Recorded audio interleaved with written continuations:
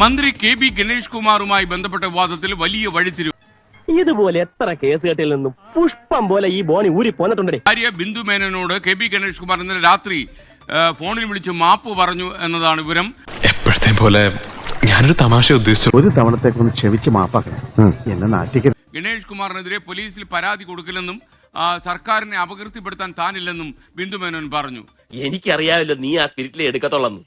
കണ്ടോടാ, ഇത്രയേ ഉള്ളു കാര്യം. ബിന്ദു മേനോനോട് മാപ്പ് അപേക്ഷിച്ചതാണ്. അതോടുകൂടി പ്രശ്നങ്ങൾക്ക് ഒരു പരിഹാരം ഉണ്ടാക്കാൻ കഴിഞ്ഞു എന്നുള്ള പ്രതീക്ഷയിലാണ് കെ.ബി. ഗണേഷ് കുമാറും അദ്ദേഹത്തെ അനുകൂലിക്കുന്നതിനുമുള്ളത്.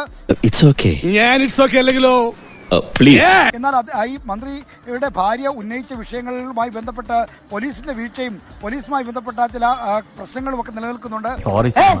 നിങ്ങളുടെ ഈ ഉത്തരവാദിത്വ കുറവാണ് രാഷ്ട്രപതിയുള്ള എന്നെപ്പോലുള്ള പൗരന്മാരുടെ ആവശ്യം ഒന്ന് വിട്ടു നടന്നോ, നമ്മൾ തമ്മിൽ പരിചയം കാണിക്കാം. അതുകൊണ്ട് തന്നെ ഇവർ തമ്മിൽ ഒത്തുതീർപ്പായാലും അവർ ഉന്നയിച്ച പ്രശ്നങ്ങൾ അതേപടി പൊതുസമൂഹത്തിൽ നിൽക്കുന്നില്ല എന്ന കാര്യമാണ് പ്രതിപക്ഷ നേതാക്കൾ ഈ ഘട്ടത്തിൽ ചൂണ്ടിക്കാണിക്കുന്നത്. ഇത് വെച്ച് ഞാനൊരു പണിയും മക്കളെ. ഗണേഷ് കുമാറിന്റെ രാജി ആവശ്യപ്പെട്ട പ്രതിപക്ഷം ശക്തമായ പ്രതിഷേധത്തിലാണ്. എന്നാൽ തെരഞ്ഞെടുപ്പ് അടുത്ത ഘട്ടത്തിൽ എന്ത് ചെയ്യണമെന്നുള്ള ഒരു ആശങ്ക സർക്കാർ തലത്തിലുണ്ട്, മുന്നണി തലത്തിലുണ്ട്. മുന്നണി നേതൃത്വം അടക്കം ഈ സംഭവ വികാസങ്ങളെ സശ്രദ്ധം നിരീക്ഷിക്കുകയാണ്. ഇനിയെല്ലാം ദൈവത്തിന്റെ കയ്യിലാ. ഭാഗ്യമുണ്ടെങ്കിൽ നമുക്ക് വീണ്ടും കാണാം. വരട്ടെ.